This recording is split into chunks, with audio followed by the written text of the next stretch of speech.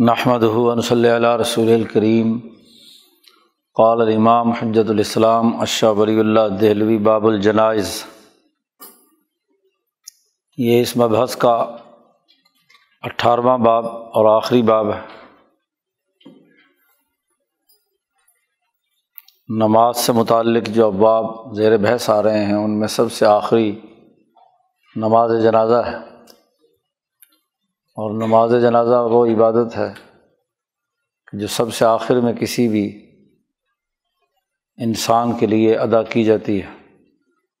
تو جنازے سے متعلق جو بنیادی اساسی امور ہیں وہ شاہ صاحب اس باب میں بیان کر رہے ہیں۔ سب سے پہلے تو چند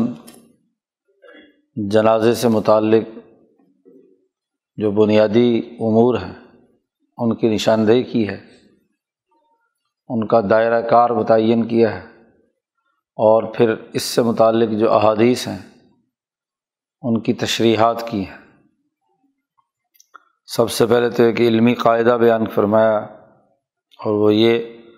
کہ اعلم ان عیادۃ المریض و تمسکہ بالرقى المبارکہ۔ یہاں شاہ صاحب نے ایک انسان کی مرض کی حالت سے لے کر موت تک کے حوالے سے 9 امور بنیادی بیان کیے ہیں۔ علم جاننا چاہیے کہ مریض کی عیادت کرنا اور مرض کے موقع پر کوئی بابرکت دم درود کرنا، رقاء کہتے ہیں، پھونک مارنا، یا کوئی جس کے ذریعے سے مریض کو اطمینان حاصل ہو، جیسے سورۃ یاسین وغیرہ پڑھنا، اور والرفق بالمحتضر، مردے پر جب جان کنی کی کیفیت طاری ہوتی ہے، روح نکل رہی ہوتی ہے، اس وقت اس کی رفاقت اختیار کرنا، اس کو حوصلہ اور تسلی دینا۔ 3 امور تو یہ ہو گئے۔ چوتھا یہ کہ میت کا کفن کرنا، اس کے بعد اس کا دفن، اور والاحسان الیہ، مردے کے ساتھ اچھا سلوک کرنا، مرنے پر رونا یا آنسو بہانا۔ نمبر 8 تعزیت اہلہ، مردے کے گھر والوں کے ساتھ تعزیت کرنا۔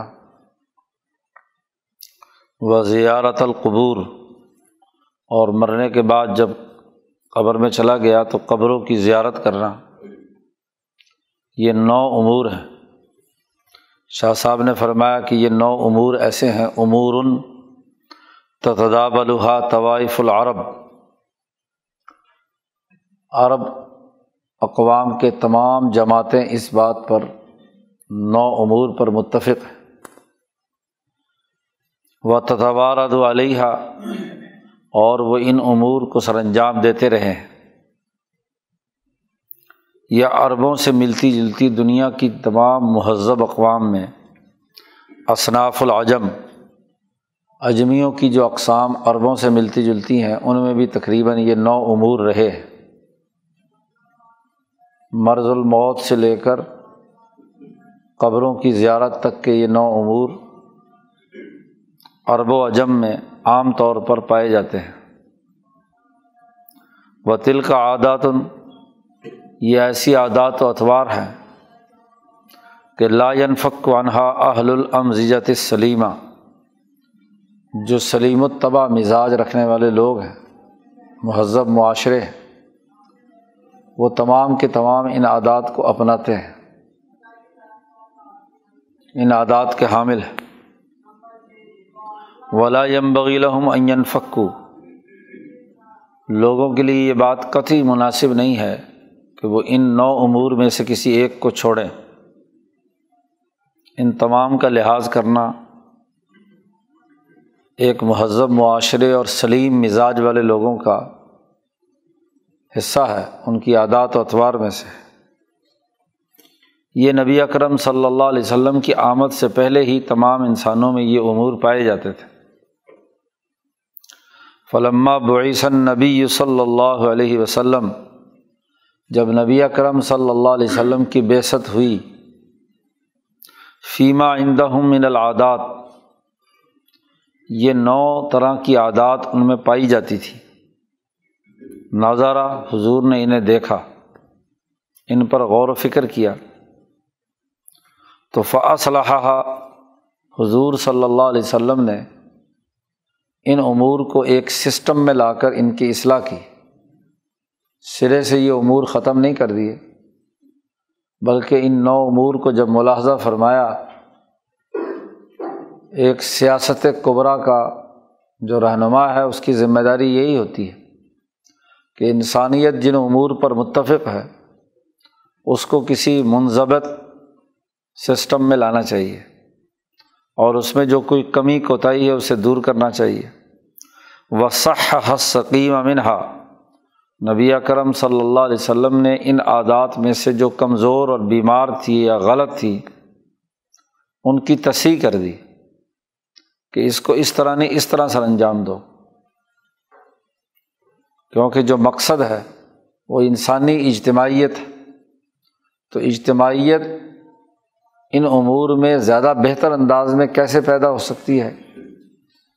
اس کو بنیاد بنا کر نبی اکرم صلی اللہ علیہ وسلم نے ان 9 امور میں سے جو غلط تھے انہیں دور کیا، جو صحیح تھیں ان کو باقی رکھا۔ اس طرح ایک انسان کے مرض الموت سے شروع ہو کر اس کی قبر تک پہنچنے تک کے تمام مراحل کا ایک پورا نظام نبی اکرم صلی اللہ علیہ وسلم نے استوار کر دیا۔ اب اگر ہم ایک انسان کے مرض سے لے کر موت اور قبر تک پہنچنے کے معاملات کے بارے میں جائزہ لیں اور ان امور کا جائزہ لیں، تو ہمیں جب مصلحتوں پر غور و فکر کریں تو جو مصلحتیں جن کی رعایت رکھنا ضروری ہے ان امور میں، وہ یا تو اس میت یا مریض سے متعلق ہیں، یا اس کے عزیز و اقارب اور خاندان کے لوگوں سے متعلق ہیں، اور یا وہ جس ملت کے تحت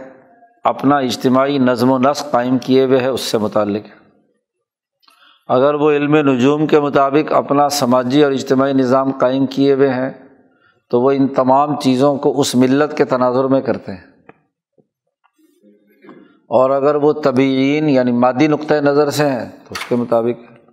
اور اگر ملت ابراہیمیہ اسماعیلیہ کے مطابق ہیں تو اس کے مطابق۔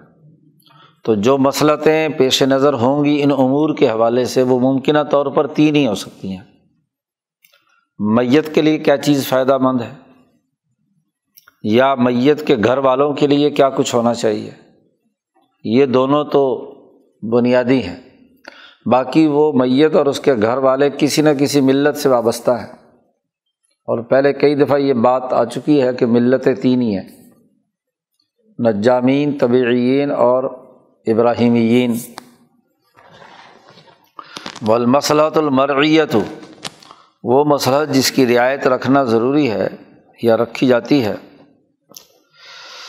وہ یا تو وہ اس انسان کے لیے جو اس میں مبتلا ہے، مرض سے لے کر موت تک کے مراحل سے گزر رہا ہے، دنیا کے اعتبار سے بھی یا آخرت کے فائدے کے اعتبار سے، او الی اہلہ من احدی الحیثیتین، یا اس کے گھر والوں کے لیے دنیا اور آخرت کے اعتبار سے کیا بہتر ہے، او الی الملت، یا ملت کے تناظر میں بات ہوگی۔ اب سب سے پہلے وہ جو مبتلا ہے، مرض میں مثلا مبتلا ہوا اور موت تک پہنچا، تو ان میں سب سے پہلا مرحلہ اس مبتلا کا اس انسان کی حالت مرض ہے، اور پھر اس کے بعد وہ حالت ہے جب اس پر روح اس کی جسم سے نکل رہی ہوتی ہے، محتضر اسے عربی میں کہتے ہیں، جس کی موت حاضر ہوئی ہوئی ہے، پاؤں سے اس کی روح نکلنا شروع ہو گئی ہے۔ تو شاہ صاحب نے سب سے پہلے مریض جب مرض کی حالت میں ہو تو اسے کن کن چیزوں کی ضرورت ممکنہ طور پر ہو سکتی ہے، دنیا کے فائدے کے اعتبار سے اور آخرت کے فائدے کے اعتبار سے، سب سے پہلے اسے بیان کرتے ہیں۔ شاہ صاحب کہتے ہیں مریض اس بات کا محتاج ہے اپنی دنیاوی زندگی کے اعتبار سے، نمبر 1 الا تنفیس قربتہ بالتسلیۃ والرفق، کہ مرض کی وجہ سے وہ جس تکلیف کی حالت میں ہے اس تکلیف میں کچھ کمی محسوس ہو، اور وہ تبھی ہو سکتی ہے جب اس کو تسلی دی جائے، حوصلہ دیا جائے اور اس کی رفاقت اختیار کی جائے۔ مریض کو اکیلے چھوڑ کر لوگ بھاگ جائیں، کوئی اس کے قریب نہ ہو اور اس کو حوصلہ دینے والا بھی نہ ہو، تو مرض کی شدت بڑھ جاتی ہے۔ مرض کی حالت میں رفاقت بڑی ضروری ہے، وہ اس کے مرض کا 50-60% حصہ کم کر دیتی ہے، اور اس کو حوصلہ دینا، تسلی دینا، جی اسی لیے مریض کے سرہانے بیٹھ کر اس کو سر سہلانا، پاؤں کو دبانا، کچھ اس کو حوصلہ دینا، کوئی نہیں انشاءاللہ ٹھیک ہو جاؤ گے، یہ اس کے مرض میں کمی کرتا ہے۔ لیکن اگر اسے چھوڑ کر سارے ہی بھاگ جائیں، آج کل جیسے تم پر کورونا کا بھوت سوار ہے کہ مریض بیچارہ تڑپتا رہتا ہے، جی تو کوئی اس کے قریب پھٹکنے کو تیار نہیں ہے۔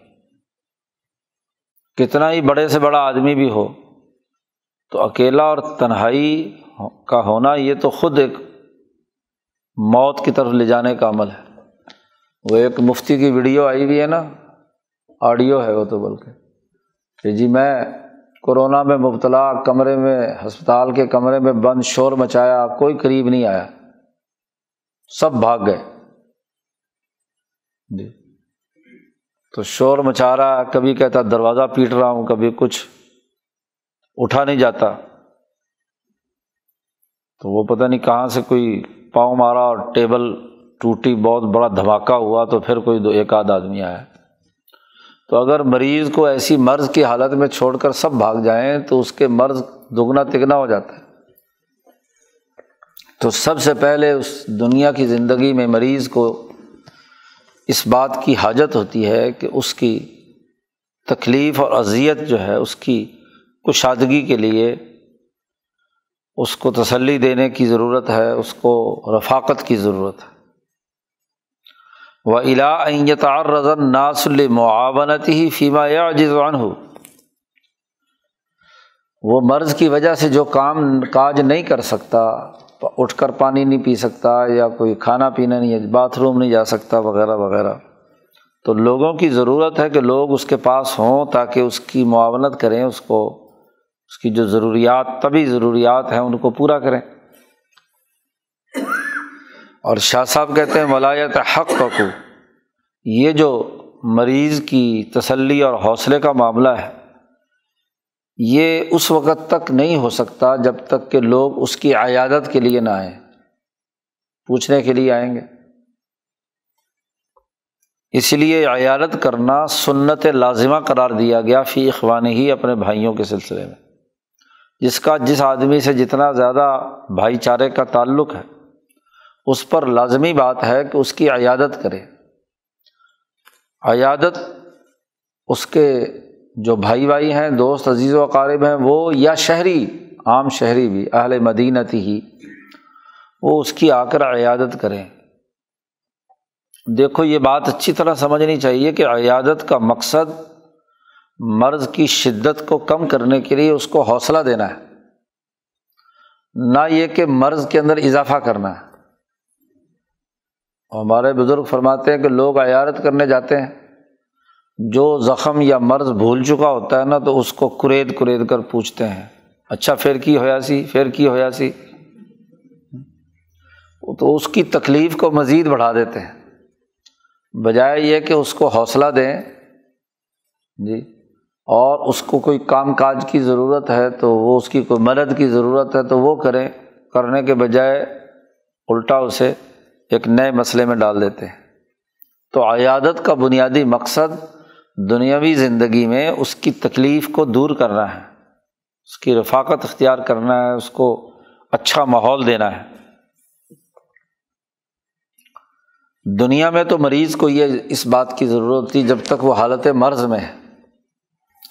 وفی آخرتہ، اور آخرت کے اعتبار سے اگر مثلاً موت کا مرحلہ ہی آ چکا ہے اور آپ سمجھ چکے ہیں کہ اب یہ بچنے والا نہیں ہے، تو باقی رفاقت تو ہے ہی، لیکن اسی کے ساتھ ساتھ اس کو صبر کی ضرورت ہے، یحتاج الی الصبر، اور وَأَن يَتَمَثَّلَ الشَّدَائِدُ عِندَهُ بِمَنزِلَةِ الدَّوَاءِ الْمُرِّ، تو جو سختی یا کیفیت طاری ہے اس پر، اس کو اس طریقے سے بیان کیا جائے کہ گویا کہ یہ کڑوی گولی ہے، کڑوی دوائی ہے، جو بہرحال اسے برداشت کرنی ہے، ذائقہ اگرچہ ناپسندیدہ ہے، لیکن ایک مومن ہے تو اس کو اس بات کا حوصلہ دلانا کہ اس صبر اور تکلیف کے نتیجے میں یرجو نفعہا، اسے اس کا نفع پہنچے گا، اور یہ بات اسے باور کرانا کہ یہ جو مرض کی حالت ہوتی ہے اور تکلیف کی شدت ہوتی ہے، یہ اس لیے ہے تاکہ یہ مرض نہ ہو، عام حالات ہوں۔ تو آخرت کے اعتبار سے اگر دیکھا جائے تو دنیاوی زندگی کے اندر انسان غوطہ زن ہوتا ہے، اور جب کوئی مرض لاحق ہوتا ہے تو اسے خدا یاد آتا ہے، اس کو آخرت کی زندگی یاد آتی ہے، اور وہ جو حجابات اس پر طاری ہیں طبیعت کے یا دنیاوی زندگی کے، وہ ٹوٹتے ہیں۔ وَالتَّنَحِّي مِن رَبِّهِ، اور رب تبارک و تعالیٰ سے وہ دور ہے، اس سے بچنے کی کوشش کرتا ہے۔ اس کو بتلایا جائے کہ یہ اذیت یا تکلیف جو تمہیں ہو رہی ہے، یہ مُعَيَّدَةً فِي حَطِّ ذُنُوبِهِ، اس کے گناہوں کو جھاڑنے کے لیے ایک کردار ادا کرتی ہے، جیسا کہ آگے ایک حدیث آ رہی ہے۔ اسی کے ساتھ ساتھ ما تحلل اجزاء نسمتہ، اس کے نسمہ یعنی نسمہ حیوانی کے اجزاء مرض کی حالت میں کمزور ہوتے ہیں اور ملکیت طاقتور ہوتی ہے، اور یہ اس وقت تک نہیں ہو سکتا جب تک کہ اس کو بتلایا جائے کہ صبر اور عزم کے عزیمت کے فوائد کیا ہیں، اور مصیبتوں اور تکلیفوں سے انسان کے گناہ جھڑتے ہیں تو اس کے منافع کیا ہیں۔ یہ تو مریض کی حالت ہے کہ جب تک وہ مرض کی حالت میں ہے تو دنیاوی اعتبار سے اس کو حوصلہ دینا، تسلی دینا، اور آخرت کے اعتبار سے اگر کسی تکلیف میں مبتلا ہے تو اس کو حوصلہ دیتے ہوئے یہ کہنا کہ اس تکلیف کا تمہیں انشاءاللہ فائدہ ہوگا، صبر و استقامت کے نتیجے میں گناہ جھڑیں گے اور آخرت میں اللہ کے ساتھ تعلق مضبوط ہوگا۔ مرض کی حالت کے بعد اگلا مرحلہ ہوتا ہے کہ جب موت کا عمل شروع ہوتا ہے، اس کو کہتے ہیں محتضر، یعنی جس دن کسی آدمی کی موت طاری ہوتی ہے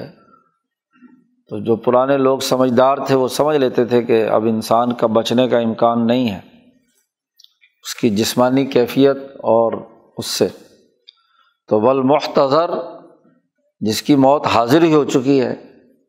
تو وہ اس کی دنیا کی زندگی کا آخری دن ہوتا ہے، اور وہ اول یوم من ایام الآخرہ، وہ آخرت کے دن کا پہلا دن ہوتا ہے، یہاں سے نکل کر اسے ایک دوسرے جہان میں داخل ہونا ہے۔ تو جب موت کی کیفیت حالت نزع طاری ہو جائے تو پھر واجب ہے، لازمی ہے کہ اس کے ارد گرد جو لوگ بیٹھے ہوئے ہیں وہ اس کو اللہ کے ذکر پر ابھارے، حکم دینے کے بجائے خود پڑھنے لگیں، اللہ کا ذکر کرنے لگیں، کوئی سورت پڑھنے لگیں، کیونکہ موت کی شدت اور تکلیف اتنی ہوتی ہے کہ بسا اوقات حکم دینے سے کہ یہ پڑھو اور یہ کرو تو رد عمل کا شکار ہوتا ہے آدمی، اس لیے بجائے اس کو کہنے کے خود بلند آواز سے کلمہ طیبہ اور دوسری چیزیں پڑھنی چاہیے۔ وَالتَّوَجُّهُ إِلَى اللَّهِ، اور اللہ کی طرف متوجہ کرنے کے لیے ابھارنا چاہیے کوئی طریقہ کار، تاکہ جب اس کی روح نکلے تو وہ ایمان کے پردے میں لپٹی ہوئی ہو، وَهِيَ فِي غَاشِيَةٍ مِّنَ الْإِيمَانِ، ایمان کے کسی نہ کسی حجاب اس پردے کے اندر لپٹی ہوئی ہو، فَيَجِدُ ثَمَرَتَهَا فِي مَعَادِهِ، اور اس کے نتیجے میں اسے ضرور آخرت میں نفع اور فائدہ پہنچے گا۔ تو محتضر آدمی جس کی موت طاری ہے، اس کے ساتھ حسن سلوک یہ ہے، اس کی پہلی قسم کہ جب روح پرواز کر رہی ہے اس وقت اس کے سامنے اللہ کا ذکر کرنا، کوئی عبادت پر ابھارنا، توجہ اللہ کی طرف متوجہ کرنا، یہ پہلا احسان ہے۔ دوسرا احسان اس پر یہ بھی ہے، اور ایک آگے تیسرا احسان بھی بیان کیا ہے۔ اس کے لیے ایک تمہید باندھی ہے شاہ صاحب نے لمبی چوڑی، اور پھر اصل بات پر آئے ہیں، اسے اچھی طرح سمجھ لینا چاہیے پہلے کہ انسان اگر اس کا مزاج بالکل صحیح سالم ہو، کوئی نقص نہ ہو، اس کی ملکیت اور بہیمیت دونوں اچھی حالت میں ہوں، تو جب مزاج بہتر ہو تو سلیم المزاج آدمی کما جبلا، جیسا کہ جبلی طور پر پیدا کیا گیا ہے مال اور اپنے اولاد کی محبت کے حوالے سے۔ جو مریض ہے اس کی تو بات ہی نہیں ہے، مجنون ہے، پاگل ہے، اس کو نہ مال کی محبت ہوتی ہے، نہ اپنی آل اولاد کی، بیوی بچوں کی کچھ ہوتی ہے۔ لیکن جس انسان کا مزاج صحیح سالم ہے تو فطری طور پر اسے مال کی محبت بھی ہوتی ہے اور اپنے اہل و عیال کی بھی محبت ہوتی ہے۔ بالکل اسی طرح کذالک جبلا، ایسے ہی انسان جب اس کا مزاج صحیح سالم ہو تو وہ فطری طور پر اس میں یہ بات رکھی گئی ہے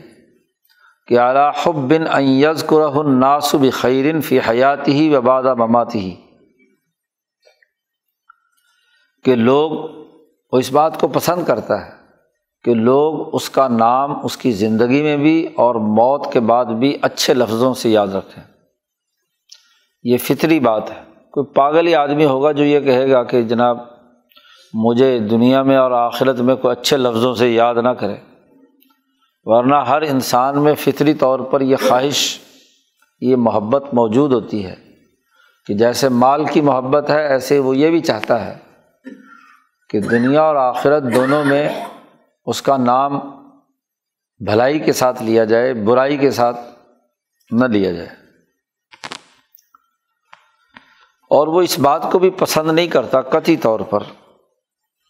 کہ اس کے اندر کوئی عیب ہے یا کوئی غلطی اس سے ہو گئی ہے تو وہ لوگوں کے سامنے ظاہر ہو۔ ولا تظہر سوءتہ، اپنی کسی خرابی یا عیب کو وہ ظاہر کرنا نہیں چاہتا انسانوں کے لیے، یہاں تک کہ حتیٰ ان اسد الناس رأیا من کل طائفۃ، آپ ہر جماعت میں سے جو مضبوط رائے والے لوگ ہیں وہ اسی اپنی ناموری کے لیے اس بات کو پسند کرتے ہیں کہ مال جتنا مرضی خرچ ہو جائے، مال کی پرواہ نہیں۔ وہ پسند کرتے ہیں کہ بہت سارا مال خرچ ہو کر کوئی ایسی یادگار عمارت تعمیر کی جائے، کوئی پل بنا دیا جائے، کوئی پبلک کے فائدے کے لیے کوئی اور بلڈنگ بنا دی جائے، کوئی مسجد، کوئی کنواں، کوئی کچھ، فی بناء شامخ، ایک اچھی اور مضبوط عمارت ہو تاکہ جب تک لوگ اسے استعمال کریں تو اس کا نام زندہ ہو، یبقی بہ ذکرہ۔ تو اپنے اس ناموری کے لیے کہ خیر سے مجھے یاد کیا جائے تو وہ دنیا میں بسا اوقات لوگ مال خرچ کر کے اپنے پاس سے، حالانکہ مال کی محبت ہوتی ہے لیکن محبت کے باوجود بھی وہ خرچ کر کے اپنا نام بلند کرنا چاہتے ہیں، عمارت بنانا چاہتے ہیں۔ یا بعض لوگ جن کے پاس مال نہیں ہوتا لیکن بہادری اور طاقت ان کے پاس ہوتی ہے تو انسانوں کو بچانے کے لیے کسی ہلاکت خیزی کے کام میں اپنی جان خطرے میں ڈال دیتے ہیں تاکہ اس کے بعد کہا جائے کہ فلانا آدمی بڑا دلیر تھا بھائی، اس نے انسانیت کے بچاؤ کے لیے یا خدمات کے لیے اس نے بڑی قربانی دی ہے، انہ جریء۔ یا یہ بھی نہیں ہوتا تو کوئی آدمی موت کے وقت اپنے اولاد کو نصیحت کر کے جاتا ہے، صرف اس لیے کہ نامور رہے، وہ وصیت کر کے جاتا ہے کہ اس کی قبر پہ بڑی شاندار قبہ بنا دینا، بڑی سی قبر بنانا، تاکہ لوگ کہیں کہ جی بڑے مرتبے والا آدمی تھا دنیا کی زندگی میں بھی اور موت کے بعد بھی۔ تو وہ ایسی کسی عمارت بنانے کی خواہش ضرور ظاہر کرتا ہے۔ یہاں تک کہ شاہ صاحب کہتے ہیں کہ دنیا کی تمام اقوام کا اگر جائزہ لیں تو ان کے ہاں اس طرح کی چیزیں، خواہ وہ کسی بھی ملت سے تعلق رکھتا ہو، اس میں یہ بنیادی امور ہیں کہ وہ ناموری کے لیے کوئی کالج بنا گیا، کوئی اسکول بنا گیا، کوئی عمارت بنا گیا، ہاں جی، یا اسی طریقے سے اپنی قبر بہتر بنانے کا کہہ کر گیا، وغیرہ وغیرہ۔ یہاں تک کہ ان کے حکماء نے یہ بات کہی ہے، ملتوں میں جو حکماء ہیں، چاہے وہ حکماء علم نجوم ہوں یا حکماء طبیعیین ہوں، انہوں نے یہ بات کہی ہے کہ ان من کان ذکرہ حیا فی الناس، جس آدمی کا نام لوگوں کی زبانوں پر ہو تو وہ آدمی کبھی نہیں مرتا، جی فلیس بمیت، وہ کبھی مردہ قرار نہیں پاتا۔ کہتے ہیں کہ نام زندہ ہے یا کام زندہ ہے تو وہ زندہ ہے، وہ ابھی بھی زندہ ہے۔ تو اس نے انسانیت کے لیے کوئی بھی فلاح و بہبود کا کام کیا ہو تو گویا کہ وہ زندہ ہے۔ شاہ صاحب نے یہ پہلے تمہید باندھ کر یہ بات واضح کی کہ دنیا میں کسی ملت اور کسی مذہب کا انسان ہو، فطری طور پر اس کے اندر یہ بات اس کی محبت میں ہے کہ وہ اپنا ناموری چاہتا ہے، دنیا میں بھی اور موت کے بعد بھی۔ شاہ صاحب کہتے ہیں جب یہ بات سمجھ میں آ گئی تو اگلی بات سمجھیے کہ ولما کان ذلک امرا، یہ گویا کہ ایک ایسا طبعی معاملہ ہے کہ یخلقون علیہ، کہ وہ فطری طور پر اسی پر پیدا ہوئے ہیں، اور ویموتون معہ، وہ اپنی ناموری کے ساتھ ہی مرنا چاہتے ہیں۔ کان تصدیق ظنہم و ابقاء وعدہم، اب ان کے اس گمان کی تصدیق یا ان کے اس وعدے کے ایفاء کو کرنا، ان کو پورا کرنا، یہ بھی ان کے ساتھ ایک طرح کا ایک احسان ہے، نوع من الاحسان الیہم بعد موتہم، ان کے مرنے کے بعد ان کے ساتھ ایک طرح کا احسان ہے کہ وہ جس چیز کو اپنے خیال میں اچھا سمجھ رہے ہیں،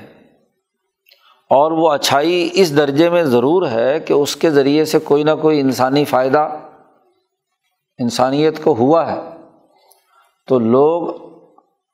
اس کے مرنے کے بعد اس کا برائی سے نام لینے کے بجائے اس کی جو اچھائیاں ہیں وہ بیان لوگوں کے سامنے کریں، تاکہ اس کی جو گمان اور خیال ہے اس کی بھی تصدیق ہو جائے، یا جو اپنے بعد والے لوگوں کو وعدہ دے کر گیا ہے وہ وعدہ پورا ہو جائے۔ یہ احسان کا دوسرا درجہ ہے۔ اور تیسری بات یہ بھی سمجھ لینی چاہیے اس احسان کے اعتبار سے، گویا کہ یہ احسان زیادہ سے زیادہ دنیا میں لوگوں کے لیے بھی اور اس کے لیے بھی ایک قسم کا فائدے کا باعث۔ اور تیسری ایک اور اہم بات یہ بھی ہے احسان کے حوالے سے، وہ یہ کہ وَأَيْضًا أَنَّ الرُّوحَ إِذَا فَارَقَتِ الْجَسَدَ بَقِيَتْ حَسَّاسَةً مُدْرِكَةً بِالْحِسِّ الْمُشْتَرَكِ وَغَيْرِهِ۔ یہ بات اچھی طرح یاد کر لینی چاہیے کہ روح جب انسانی جسم سے جدا ہوتی ہے تو وہ روح حساس ہوتی ہے، اور حساس ہوتی ہے حصے مشترک کے ساتھ۔ حصے مشترک کی بنیاد پر وہ چیزوں کا ادراک کرتی ہے، دیکھ رہی ہوتی ہے ہر چیز کو۔ پہلے کہیں گفتگو میں حواس خمسہ ظاہرہ اور حواس خمسہ باطنہ پر گفتگو ہوئی تھی۔ حواس خمسہ ظاہرہ تو موت سے ختم ہو چکے ہوتے، حواس خمسہ باطنہ میں جو سب سے پہلی حس ہے وہ حس مشترک کہلاتی ہے دماغ میں، کہ انسان جو اپنی آنکھوں سے دیکھتا ہے، ہاتھوں سے چھوتا ہے، ناک سے سونگھتا ہے، جسم سے چھوتا ہے، زبان سے چکھتا ہے، یہ 5 چیزوں سے جو احساسات ہوتے ہیں وہ جس خانے میں دماغ کے اندر جاتے ہیں اس کو حس مشترک کہا جاتا ہے۔ اور وہ حس مشترک اور اس کے ساتھ جو حواس خمسہ باطنہ ہے 5، قوت متصرفہ، حافظہ، خزانہ، خیال، وہم، اور ان تمام کی احساسات کا جو مرکز اور منبع ہے دل، موت کے بعد اس روح کے ساتھ یہ تمام چیزیں موجود ہوتی ہیں، صرف جسم کا چھلکا اترتا ہے، نسمہ اپنی تمام تر احساسات کے ساتھ حصے مشترک کے طور پر موجود ہوتا ہے،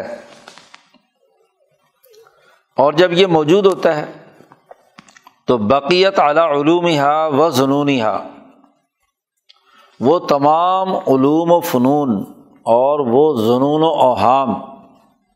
جو دنیا کی 50-60 سال کی زندگی میں اس نے حاصل کیے، وہ تمام کے تمام اس کے حصے مشترک اور اس کے احساسات روحانی کے اندر موجود رہتے ہیں، فنا نہیں ہو جاتے، موت سے وہ ختم نہیں ہو جاتے۔ اس لیے انہی علوم اور انہی ظنون و اوہام اور انہی اعمال ہی کے نتائج موت کے بعد ظاہر ہونے ہیں۔ وہ اگر روح کے ساتھ ہوں گے تو اس کی جزا و سزا کا عمل ہے نا، اور اگر وہ بھی فنا ہو جائیں تو پھر حساب کتاب کس بات ہے؟ یہ بڑی اہم بات ہے، اس کو سمجھنا چاہیے۔ اسی کی بنیاد پر اگلی ایک اور بنیاد شاہ صاحب نے رکھی، وضاحت کی ہے۔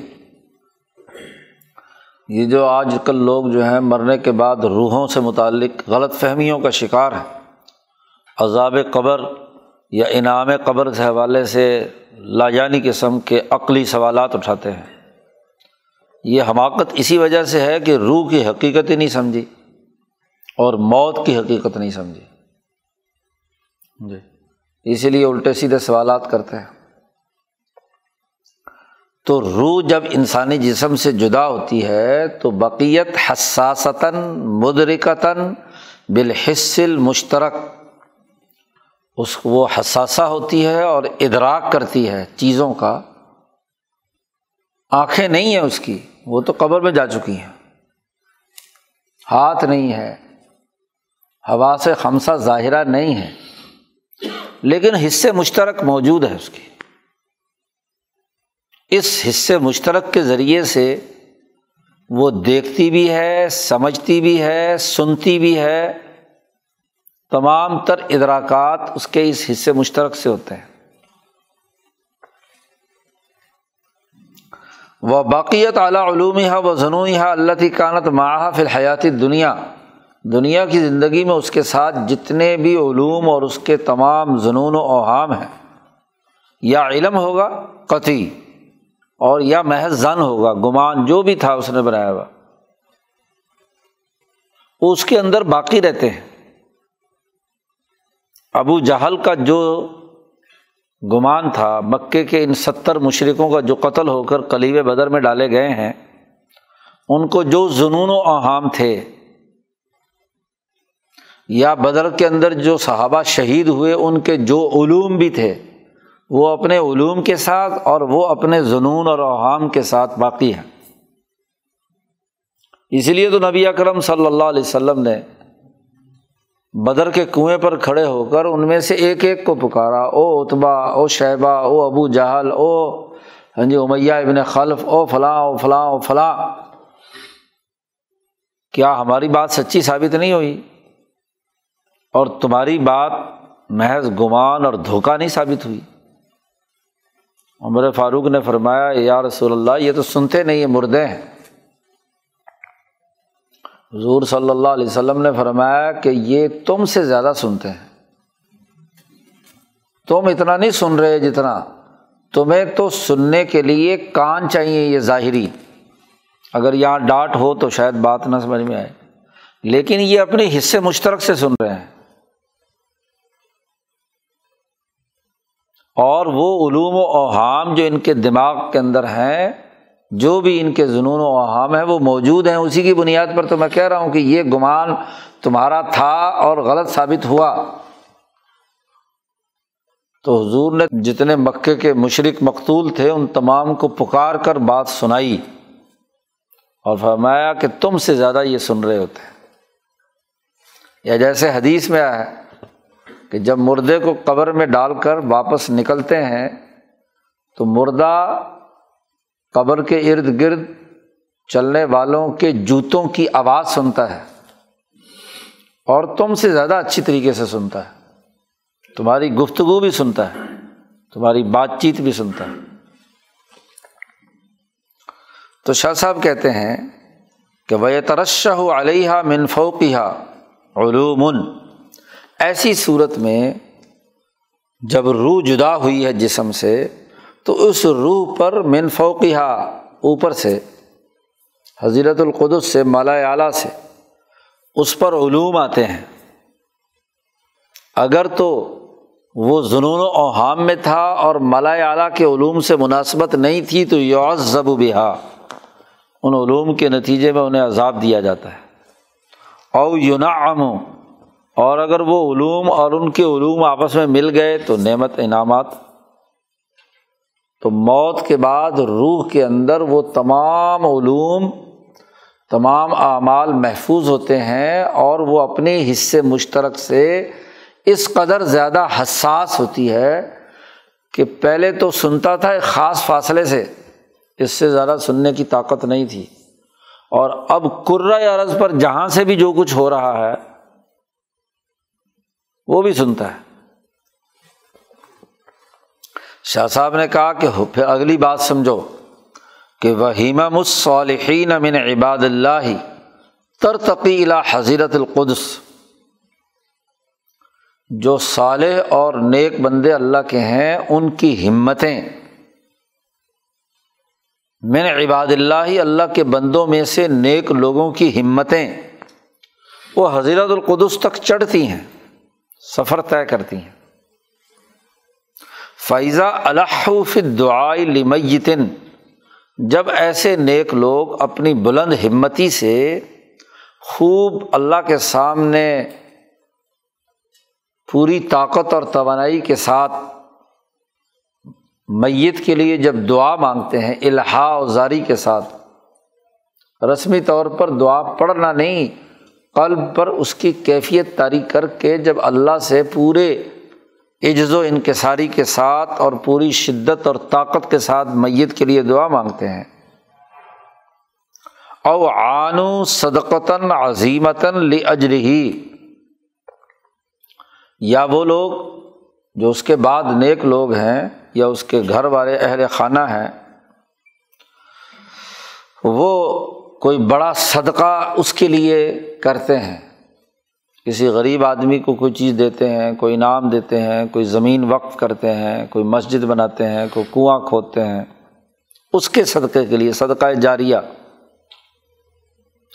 تو یہ دونوں، دعا بھی اور صدقہ بھی، حضرت القدس پہنچتا ہے۔ وقع ذالک بتدبیر اللہ، اللہ کی تدبیر پر جا کر یہ اپنا اثر ڈالتا ہے، ایسی تدبیر جو نافعا للمیت، میت کی روح کو نفع دیتی ہے، میت کو وہ ایصال ثواب پہنچتا ہے، وہ دعا بھی اور وہ صدقہ بھی، نافعا للمیت، اور میت اپنے حصے مشترک سے پہچانتی ہے کہ کس نے میرے لیے دعا کی ہے، کس نے میرے لیے صدقہ بھیجا ہے، کس نے میرے لیے انعامات بھیجے ہیں۔ اور وصادف الفیض النازل علیہ من حضرت القدس، اور پھر جب یہ دعا اور صدقہ اس تک پہنچتا ہے، حضرت القدس تک، اللہ کی تدبیر کے ذریعے سے اس حضرت القدس سے فیض نازل ہوتا ہے اس میت پر، اس کی دعا سے وہاں فیض نازل ہوتا ہے، اور فأعد لرفاہیت حالہ، تو اس میت کی حالت کی آسانی پیدا کرنے میں وہ ممد و معاون بنتا ہے، اس کا ایصال ثواب کرنا، اس کا صدقہ خیرات کرنا۔ ہاں جی، اسی کو بتایا نبی اکرم صلی اللہ علیہ وسلم نے کہ جب انسان مرتا ہے تو اس کے 3 عمل جاری رہتے ہیں، صدقہ جاریہ ہو، یا ولد صالح یدعو لہ، یا اس کی وہ نیک اولاد جو اپنے ماں باپ کے لیے دعا کرتی ہے،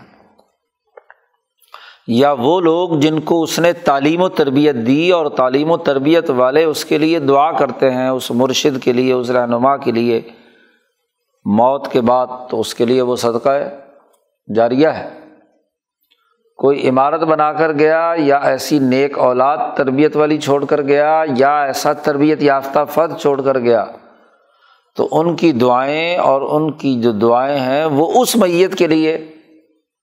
وہ جاتی ہیں حضرت القدس میں، اور وہاں سے اللہ کی وہ تدبیر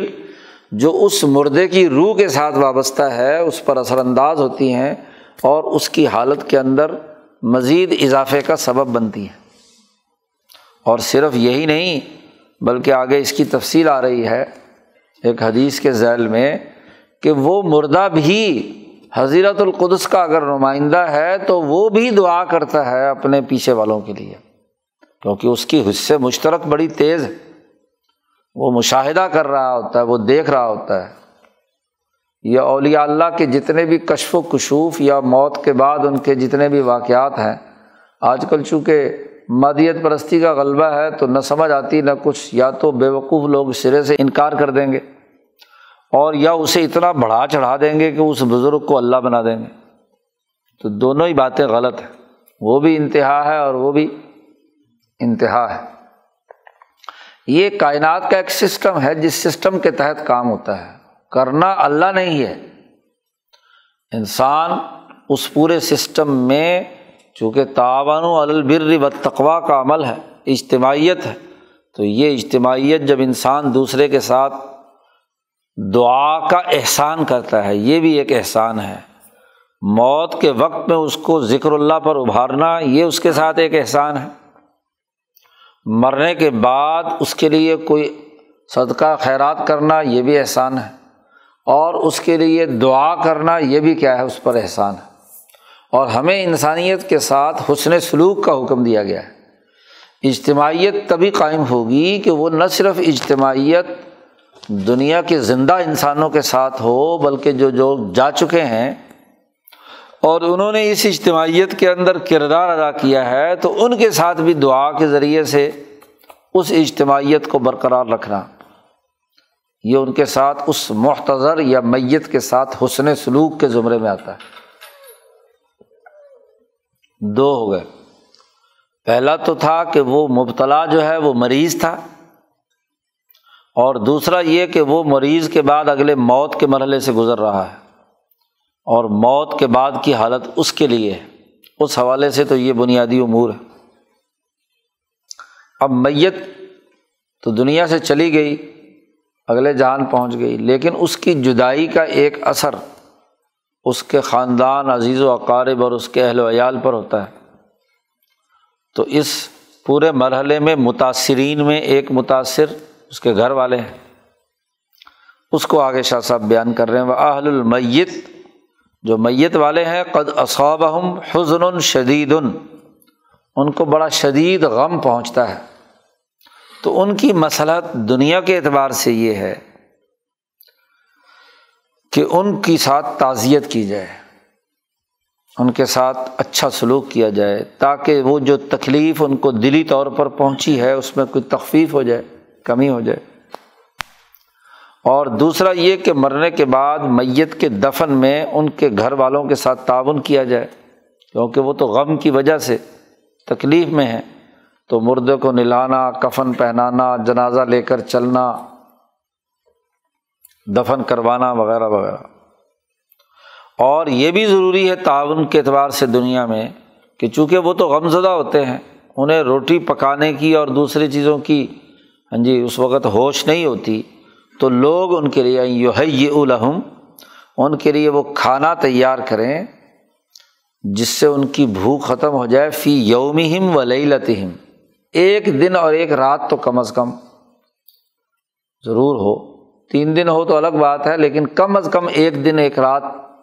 جو اہل محلہ ہیں یا خاندان کے دوسرے لوگ ہیں وہ اس کے لیے کھانا تیار کریں ان کے لیے، تاکہ گھر والوں کے لیے تیار کریں۔ معاملہ یہ کہ سارا محلہ امڑ آتا ہے، یہ بات غلط ہے، چونکہ وہ تو غمزدہ ہے، تو ان کے لیے کھانا کا تیاری کا معاملہ ہے لازمی اور ضروری۔ سارے محلے کے لیے دعوت دینا، یا کوئی دور دراز کے مہمان آئے ہوئے جو گھر نہیں جا سکتے تو ان کے کھانے کا بندوبست ہوگا۔ تو یہ ان کے ساتھ تعاون ہے دنیا کے اعتبار سے،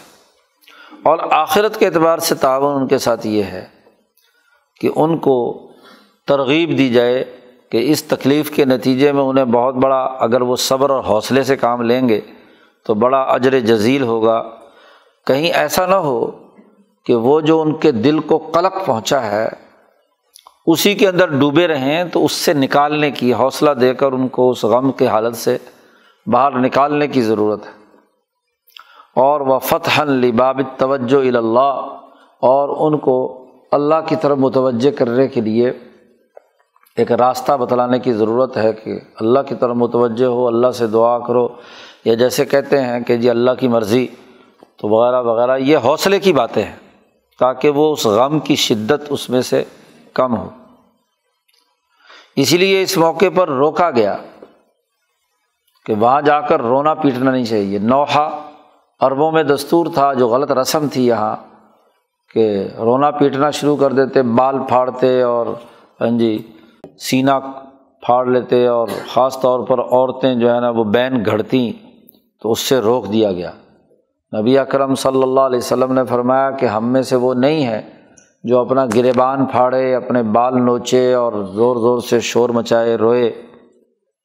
ان ینہوا عن النیاحۃ وشق الجیوب، اپنا گریبان پھاڑنا اور باقی وہ تمام چیزیں کرنا جس سے وہ افسوس اور تکلیف اور غم دوبارہ زندہ ہو جائے۔ تو چونکہ 3 دن تک ان کے ہاں عام طور پر عربوں میں تھا کہ رونے والیاں کرائے پر لاتے تھے، تو بس وہ ایسی کوئی تان چھڑتی تھیں رونے کی کہ سارا مجمع کیا ہے وہ رونے لگ جاتا، تو وہ غم دوبارہ تازہ ہو جاتا۔ تو اس سے نبی اکرم صلی اللہ علیہ وسلم نے روک دیا کہ یہ تعاون باہمی کا معاملہ نہیں ہے۔ اس وقت تو انہیں حوصلہ دے کر غم بھلانے کی ضرورت ہے، نہ یہ کہ غم کو دوبارہ زندہ کر دیا جائے۔ یا جیسے عام طور پر ہمارے ہاں بھی ایک حرکت ہوتی ہے کہ کوئی کسی حادثے میں مر گیا یا کوئی ایسے ہوا یا کسی تکلیف میں ہوا، تو ہر آدمی جائے گا بجائے حوصلہ دینے کے وہاں کہیں گے اچھا جی کیا ہوا تھا، کیسے ہوا تھا، وہ دوبارہ پھر کہانی شروع کر دیتا ہے کہ جی یوں ہوا تھا، یہ ہوا تھا، وہ رونا شروع کر دیتا ہے، بجائے اس کے پچھلے غم کو مندمل کرنے کے اس کو اثر نو نئی کہانی دوبارہ سنانی پڑتی ہے، اور پھر اس کی تکلیف کی شدت مزید بڑھ جاتی ہے۔ اس وقت تو ضرورت ہے حوصلہ دینے کی۔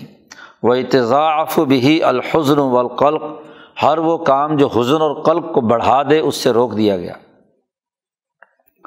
کیونکہ اس وقت ان گھر والوں کی حالت ایسے ہی ہے جیسا کہ ایک مریض انسان، جسمانی مرض لاحق نہ صحیح لیکن دلی تکلیف کی وجہ سے وہ گویا کہ دلی مریض ہے غم کے، تو ضروری ہے کہ اس کے مرض کی دوا رکھی جائے، نہ یہ کہ لا ينبغي ان يمد فيه، نہ یہ کہ اس مرض کو مزید لمبا کر دیا جائے۔ تو جائیں گے کسی کی تعزیت کے لیے اور وہاں اس کے اس مرض اور اس تکلیف اور اس قلق کو بڑھانے کا ذریعہ بنیں گے۔ تو بس دعا کریں، حوصلہ دیں، تو حوصلے کی باتیں کرنا یہ کافی ہے۔ بس باقی تفصیلات جاننی ہے تو اور لوگوں سے جا کر معلومات کریں بھی کیا ہوا کیا نہیں ہوا۔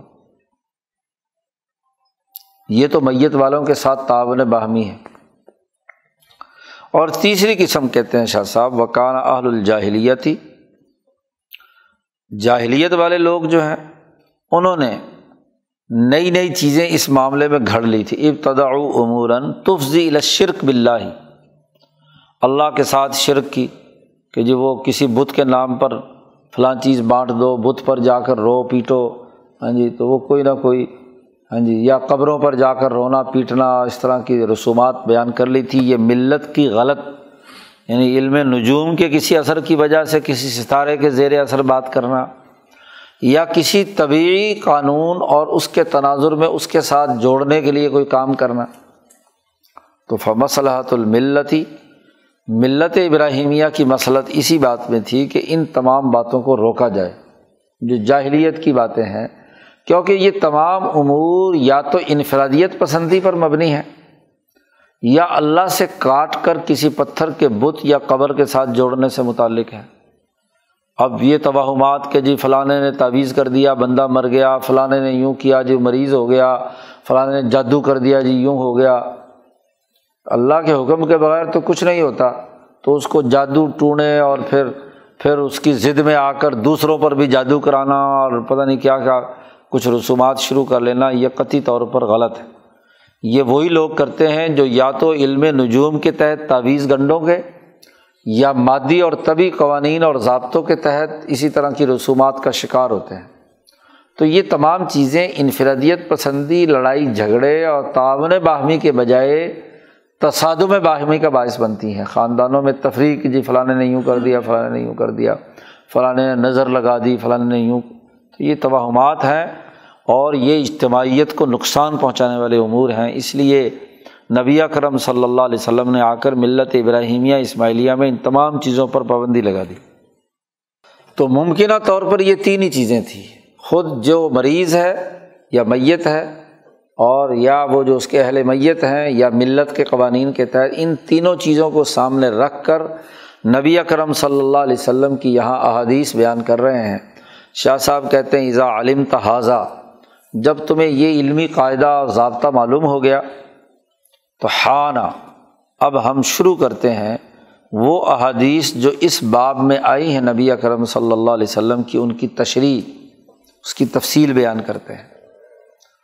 مثلاً مریض کے بارے میں نبی اکرم صلی اللہ علیہ وسلم نے فرمایا کہ ما من مسلم یصیبہ اعظم من مرض، کوئی مسلمان ایسا نہیں کہ کسی مرض کی مصیبت میں جب بھی وہ مبتلا ہوتا ہے، مرض یا مرض سے متعلق اور امور فما سوا ہو، مگر یہ کہ اللہ تبارک و تعالیٰ اس مرض کے ذریعے سے، اس تکلیف کے ذریعے سے اس کے گناہوں کو ختم کر دیتا ہے اور ایسے جھاڑ دیتا ہے کما تحط الشجرۃ ورقہا، جیسا کہ موسم خزاں جب شروع ہوتا ہے تو پت جھڑ ہوتا ہے نا، درخت سے پتے جھڑ جھڑ کر نیچے گر رہے ہوتے ہیں، تو جیسے موسم خزاں میں پتے بڑی کثرت سے درخت سے جھڑ کر نیچے گر رہے ہوتے ہیں، ایسے ہی جب مسلمان پر کوئی مرض طاری ہوتا ہے یا تکلیف آتی ہے تو وہ اس کے گناہوں کو اسی طریقے سے جھاڑ دیتا ہے اس کے جسم سے۔ یہ حدیث ہے بخاری میں بھی اور مسلم میں بھی، متفق علیہ حدیث ہے۔ اس کی تشریح میں شاہ صاحب فرماتے ہیں کہ پچھلے ابواب یاد کرو، اقول، میں کہتا ہوں، قد ذکرنا المعانی الموجبہ لتکفیر الخطایا، گناہوں کو مٹانے میں جو معنویتیں کردار ادا کرتی ہیں ان کا تذکرہ ہم پیچھے بیان کر کے آئے ہیں جی، مبحث خامس کے 13ویں باب میں، تو وہاں بیان کر کے آئے ہیں، اور ان میں سے ایک یہ بھی تھا کہ کسر حجاب النفس، کہ انسان کا جو نفس طبیعی ہے اس کے حجابات ٹوٹیں، اور نسمہ بہیمیہ جو غلط عادتوں کا مرکز اور منبع ہے وہ کمزور پڑتا ہے، اور جب کسی آدمی کو مرض لاحق ہوتا ہے تو اس مرض کے نتیجے میں اس کی جو بہیمی نسمہ ہے، قوت بہیمیہ ہے، وہ کمزور پڑتی ہے، اور جو قوت ملکیہ ہے وہ زیادہ طاقتور ہو جاتی ہے۔ تو اس لیے اس کے بہیمیت کی وجہ سے جو گناہ سرزد ہوئے ہیں وہ جھڑنا شروع ہو جاتے ہیں، اور یہ جو ملکات سیئہ بہیمیہ کی وجہ سے آئے ہیں یہ انسان کو دنیا کی زندگی پر ایک خاص قسم کا اطمینان بخشتے ہیں، لیکن جب مرض کی حالت میں عدم اطمینان کی حالت آتی ہے تو بہیمیت کمزور ہوتی ہے اور ملکیت طاقتور ہوتی ہے۔ تو یہی مطلب ہے کہ انسان پر جب مسلمان پر جب کوئی مرض لاحق ہوتا ہے تو چونکہ بہیمیت کمزور ہوتی ہے تو بہیمیت کے جو گناہ ہیں وہ جھڑنا شروع ہو جاتے ہیں۔ ایک دوسری حدیث لائے ہیں، نبی اکرم صلی اللہ علیہ وسلم نے فرمایا مثل المؤمن کمثل الخامہ، یہ حدیث پیچھے کئی دفعہ گزر چکی ہے کہ مومن کی مثال ایسے ہی ہے جیسے ایک نرم پودا، اور وہ مثل المنافقی، اور منافق کی مثال ایسے ہی ہے جیسے سرو کا درخت، کمثل الارض۔ یہ لمبی حدیث ہے۔ ہوتا یہ ہے کہ جب تیز ہوا چل رہی ہو اور کوئی پودا نرم، تو وہ ذرا ہوا آئے گی تو لیٹ جائے گا، اور جب ہوا ختم ہو جاتی ہے دوبارہ سیدھا ہو جاتا ہے۔ لیکن جو سرو کا درخت یا کوئی ایسا سخت درخت ہے کہ ہوا تیز آنے کے باوجود بھی اپنی جگہ پہ جمع کھڑا ہے، تو بسا اوقات بہت تیز ہوا آتی ہے اور ایک ہی دم اس سے جڑ سے اکھاڑ کر پورے درخت کو پھینک دیتی ہے۔ یہ تفصیلی حدیث کئی جگہ پہلے گزر چکی ہے۔ تو اس حدیث کو لا کر شاہ صاحب فرماتے ہیں، اقول، میں اس کی تشریح میں کہتا ہوں کہ السر فی ذالک، اس میں راز کی بات یہ ہے کہ انسانی نفس میں دو قوتیں ہیں، قوت بہیمیت و قوت ملکیت، وان من خاصیتہ، اور انسانی نفس کی یہ خاصیت ہے کہ جب بہیمیت کبھی چھپ جاتی ہے تو ملکیت غالب آ جاتی ہے، اور فیسیر فی اعداد الملائکہ، اگر وہ ملکیت غالب آ جائے تو انسان فرشتوں میں شمار ہونے لگتا ہے، اور کبھی اس کی ملکیت چھپ جاتی ہے اور بہیمیت ظاہر ہو جاتی ہے، تو اس وقت یہ انسان ایسا ہے گویا کہ ایک جانور، کانہ من البہائم لا یعبأ بہ، جو قابل اعتبار قابل پرواہ نہیں ہے۔ وَلَهُ عِنْدَ الْخُرُوجِ مِنْ صَوْرَةِ الْبَهِیمِیَّةِ إِلَىٰ سَلْطَنَةِ الْمَلَکِیَّةِ احوال، ہر انسانی نفس میں بہیمیت کی شدت سے نکل کر ملکیت کی سلطنت تک جانے میں مختلف حالات واقعات اس کو پیش آتے رہتے ہیں، جو علاج کرتے رہتے ہیں اس کے، کہ یکے بعد دیگرے، جیسے جیسے انسان بڑھاپے کی طرف جاتا ہے یا مرض کی حالت میں جاتا ہے تو بہیمیت کی جو شدت ہے وہ ٹوٹتی ہے اور ملکیت کی سلطنت کی طرف وہ آگے بڑھ رہا ہوتا ہے۔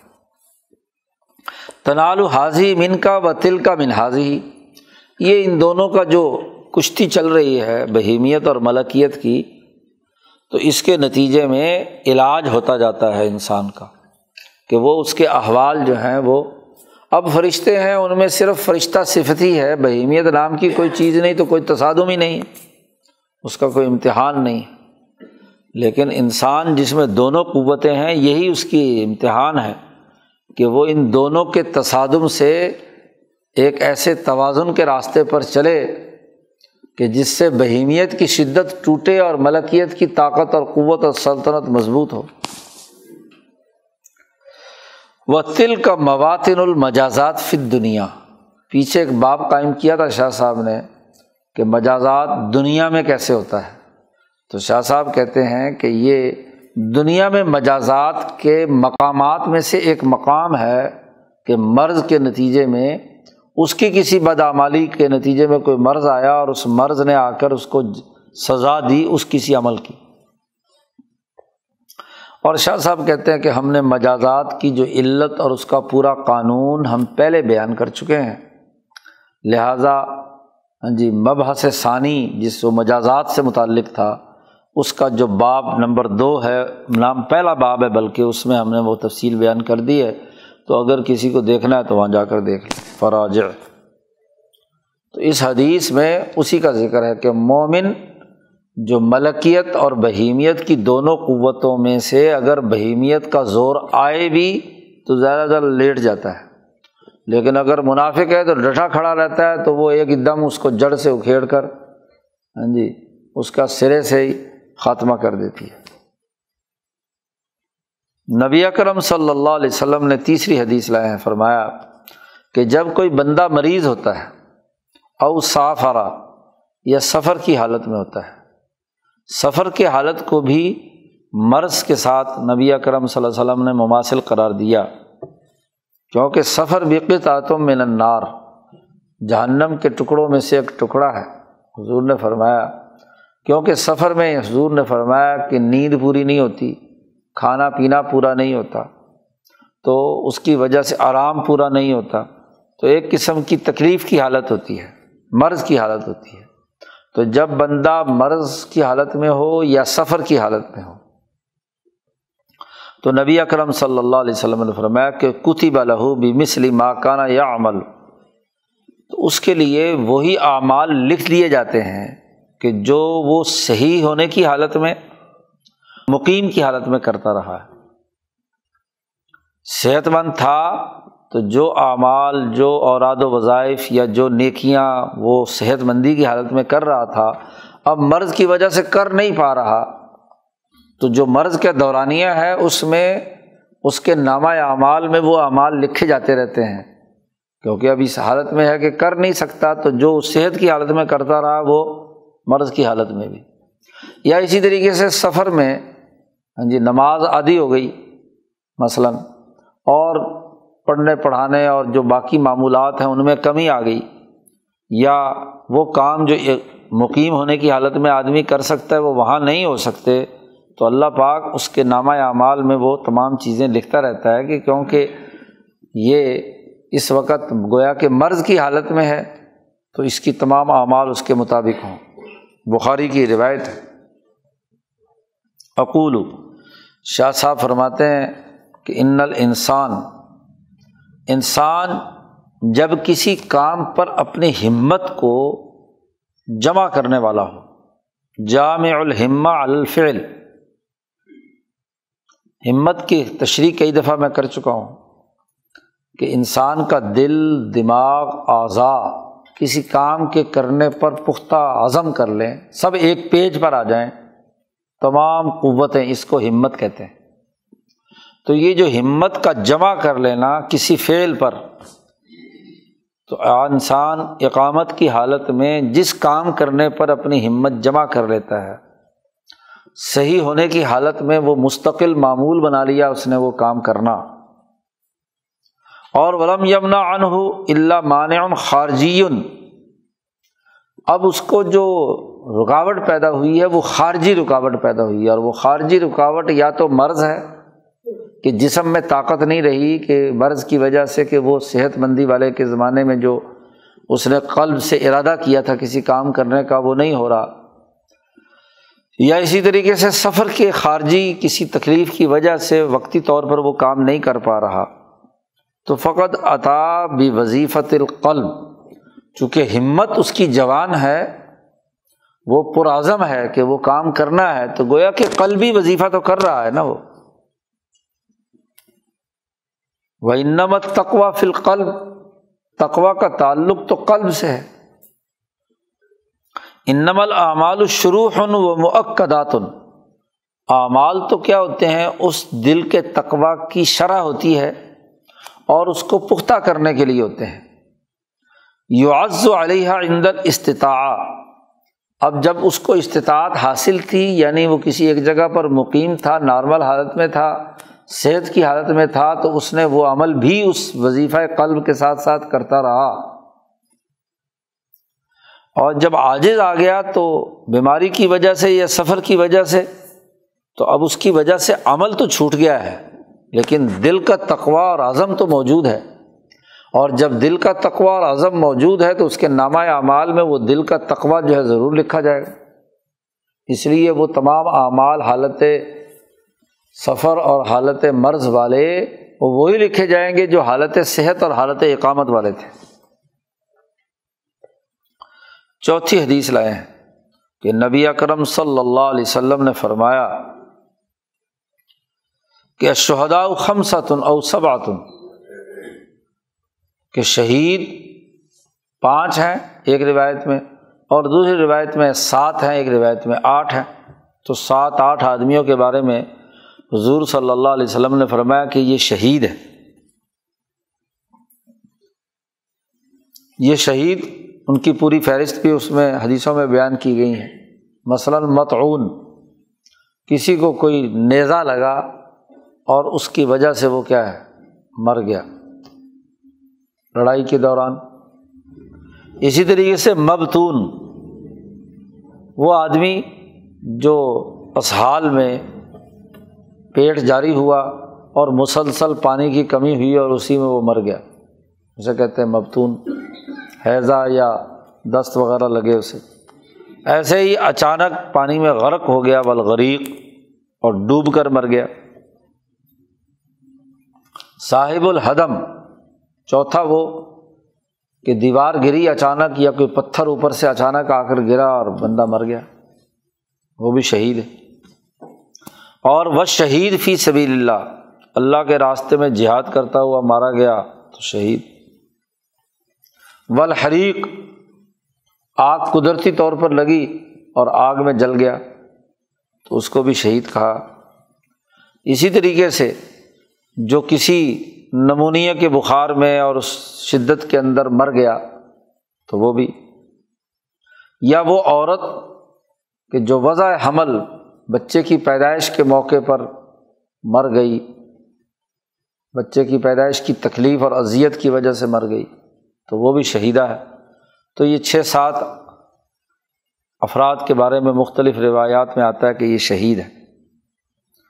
تو شاہ صاحب اس حدیث کی تشریح میں فرماتے ہیں کہ میں یہ کہتا ہوں کہ المصیبۃ الشدیدہ التی لیست بصنعۃ العبد، ایسی شدید مصیبت کہ جس میں انسان کی کاراگری کا کوئی دخل نہیں ہے، انسان کے کسی کام کا یا عمل کا کوئی دخل نہیں ہے، ایسی شدید مصیبت، وہ شہادت کے عمل جیسا ہی عمل ہے، فی تکفیر الذنوب، گناہوں کے مٹانے میں، اور اسی شہادت ہی کی وجہ سے اس پر رحم نازل کیا جائے گا، وکونہ مرحوماً، کیونکہ اس نے اپنے کسی اختیار سے نہیں، اچانک یہ تمام معاملات اس کے ساتھ سر انجام پائے ہیں۔ جنگ والا جو شہید ہے وہ تو اصل شہید ہے، اس لیے اس کو نہ کفن دیا جائے گا، نہ ہی غسل دیا جائے گا وغیرہ وغیرہ، اسی میں اس کو وہ عمل کر کے حضور نے دکھا دیا۔ باقی تمام لوگ جو ہیں ان کا کفن دفن ہوگا، نماز بھی پڑھی جائے گی، اور اجر و ثواب کے اعتبار سے، گناہوں کے مٹانے کے اعتبار سے اسے شہادت کا درجہ حاصل ہوگا۔ نمبر 5، ایک اور حدیث لائے ہیں کہ نبی اکرم صلی اللہ علیہ وسلم نے فرمایا کہ جب کوئی مسلمان اپنے مسلمان بھائی کی عیادت کرتا ہے تو جب تک وہ عیادت کی حالت میں ہوتا ہے، مریض کے پاس بیٹھا ہوتا ہے، تو وہ جنت کے باغوں میں سے کسی نہ کسی ایک باغ میں ہوتا ہے، حتیٰ یرجع، جب تک کہ وہاں سے لوٹ کر نہ آ جائے۔ عیادت کرنے گیا ہے، اور عیادت کا بنیادی مقصد تسلی دینا، حوصلہ دینا، اور اس کو غم دور کرنے کے لیے کردار۔ اگر تو اس کو ضرورت ہے تو پھر چاہے وہاں جتنی دیر بھی ٹھہرے، اور اگر ضرورت نہیں ہے، بلا وجہ جا کر وہاں مصیبت بن کر بیٹھا ہوا اس لیے کہ میں جنت کے باغ میں بیٹھا ہوں،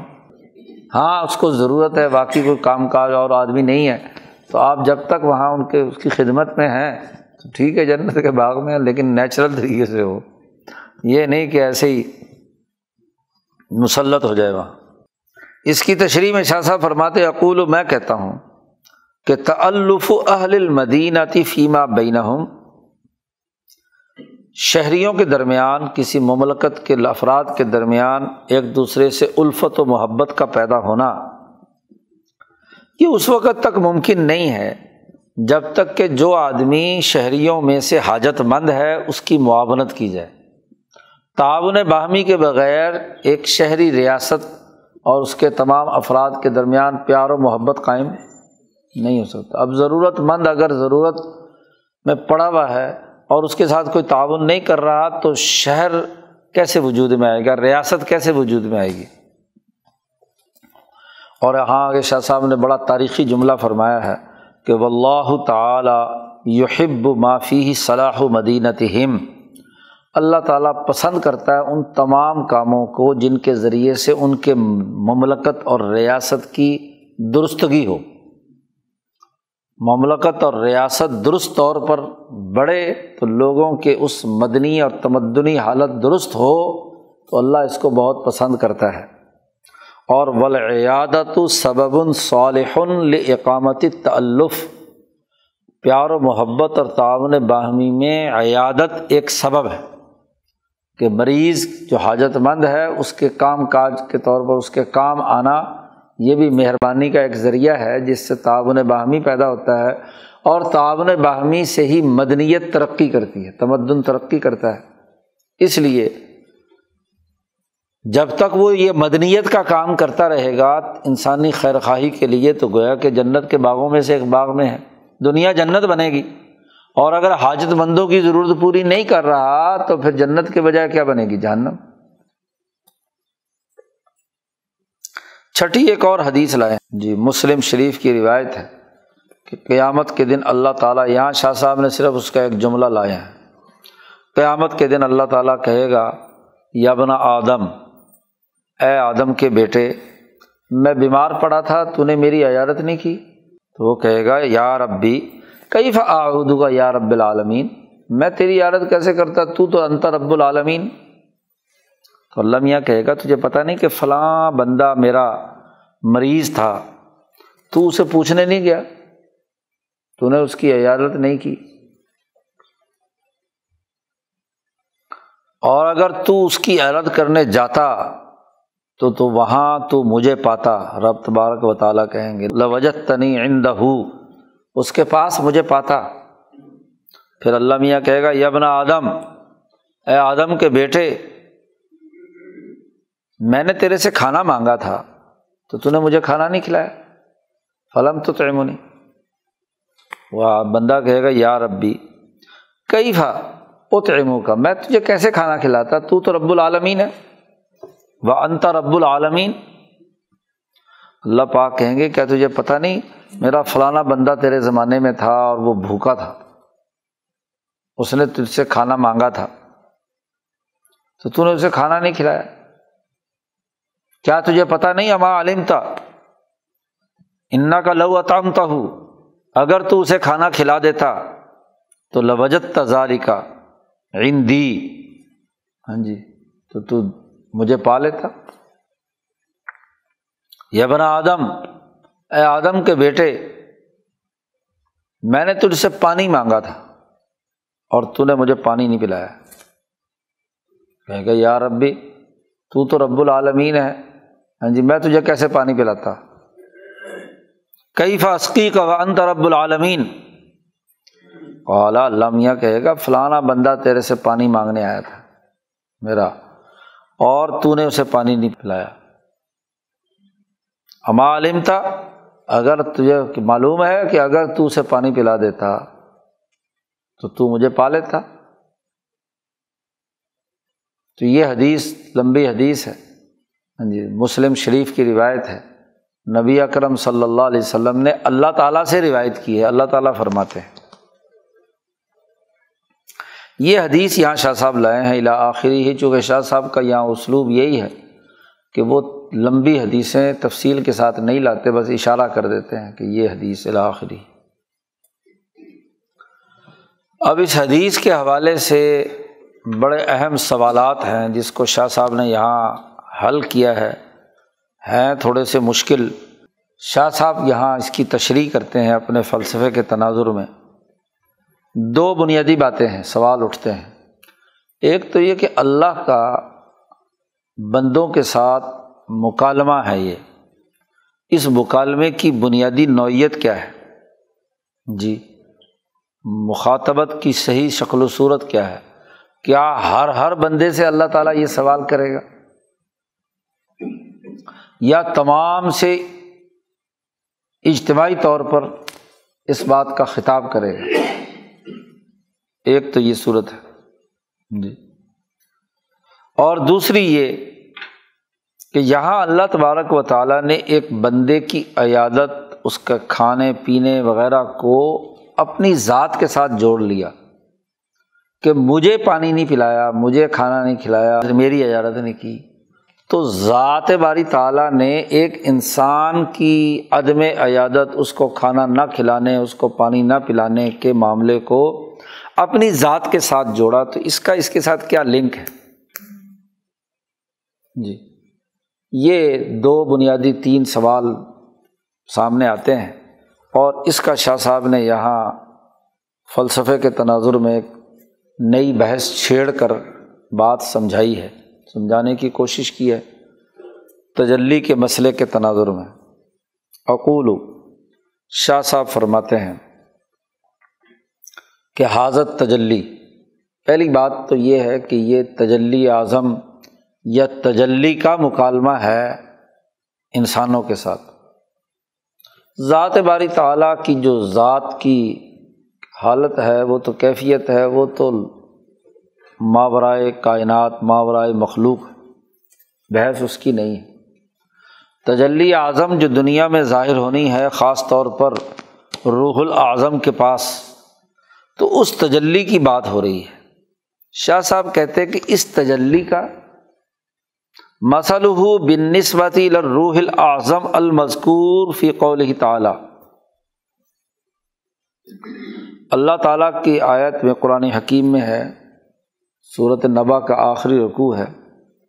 کہ الملائکۃ والروح،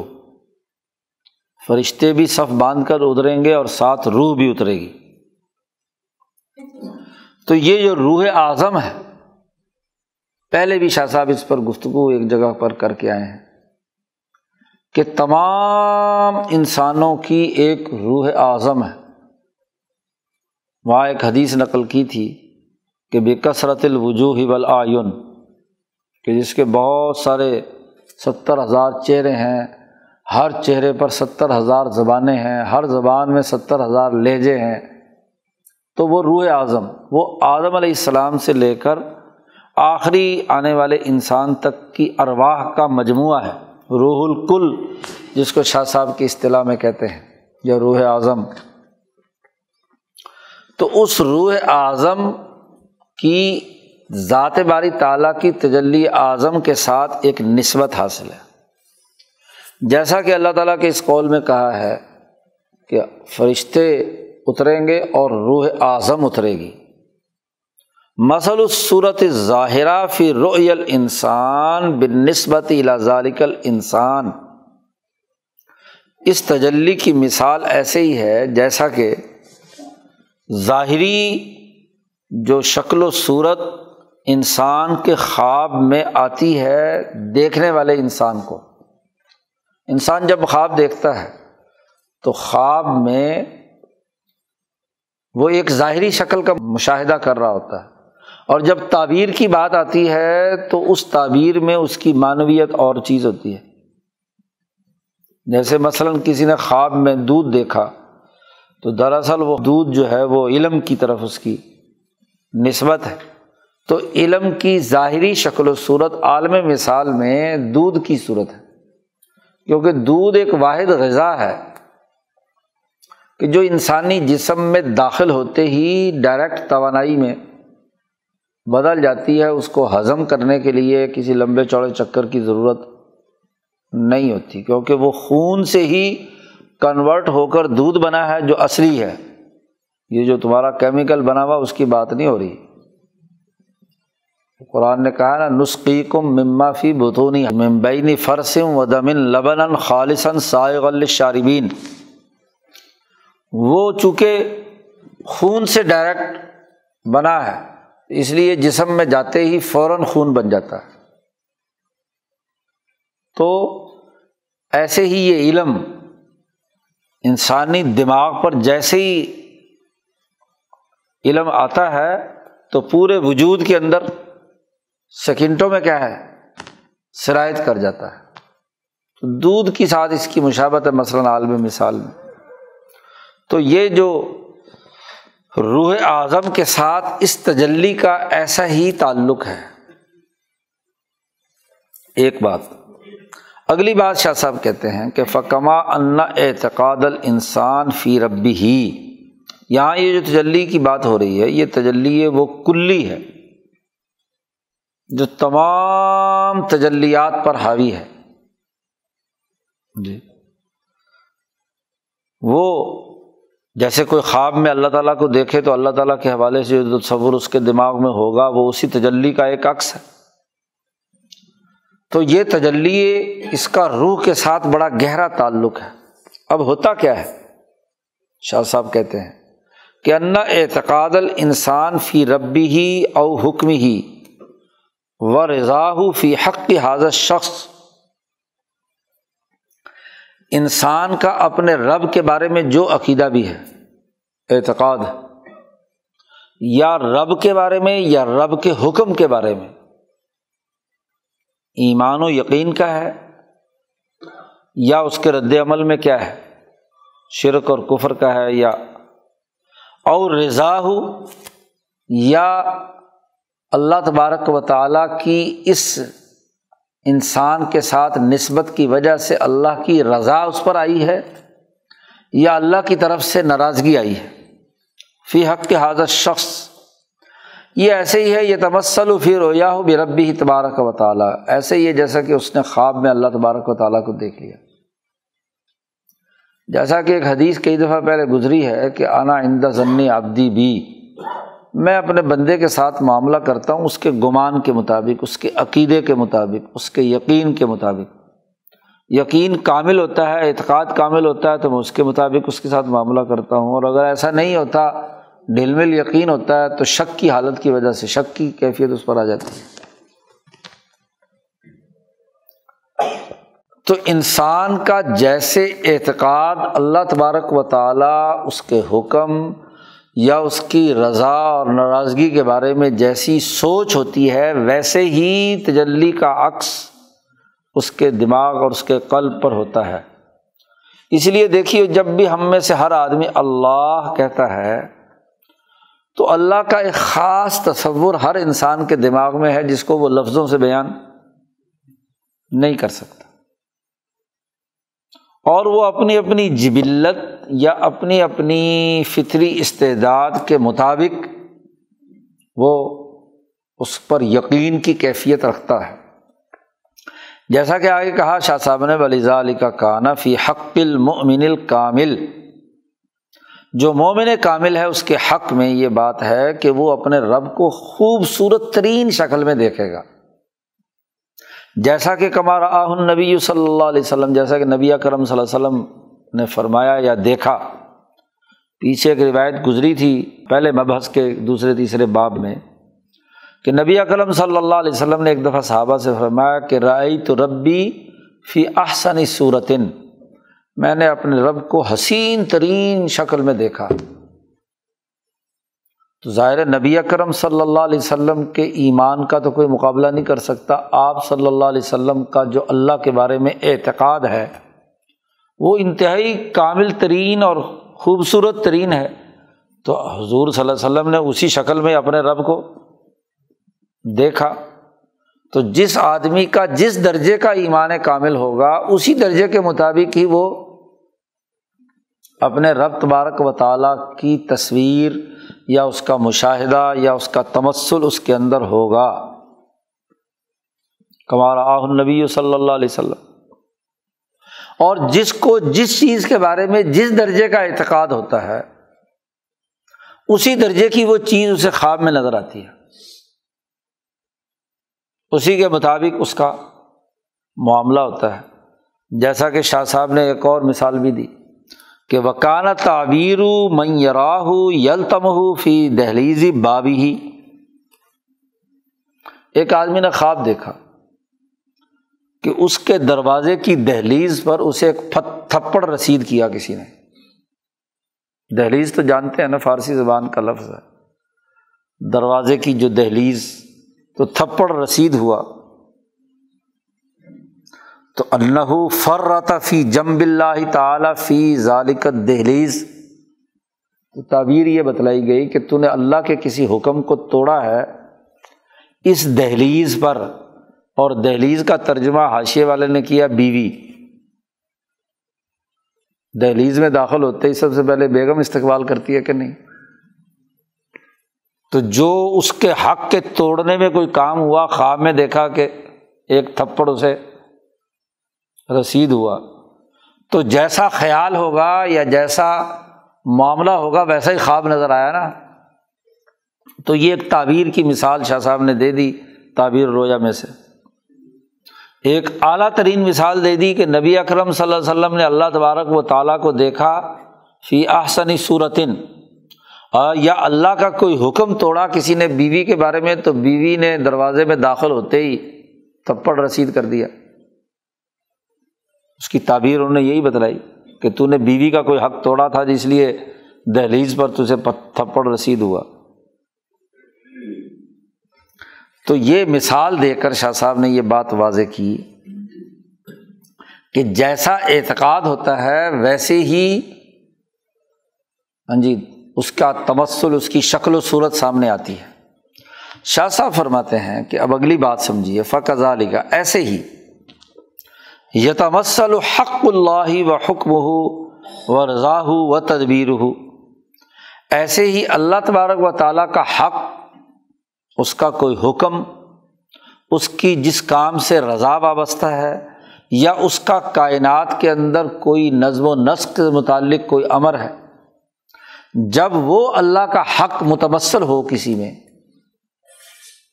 حکم دیا تھا کہ غریبوں کو کھانا کھلاؤ، حکم دیا تھا کہ پیاسے کو پانی پلاؤ، حکم دیا تھا کہ مریض کی عیادت کرو وغیرہ وغیرہ، یہ احکام ہے نا، یہ اللہ کے حقوق ہیں۔ او قیومیتہ لافراد الانسانی، ایسے ہی ہر انسان جو دنیا میں موجود ہے اس کی قیومیت،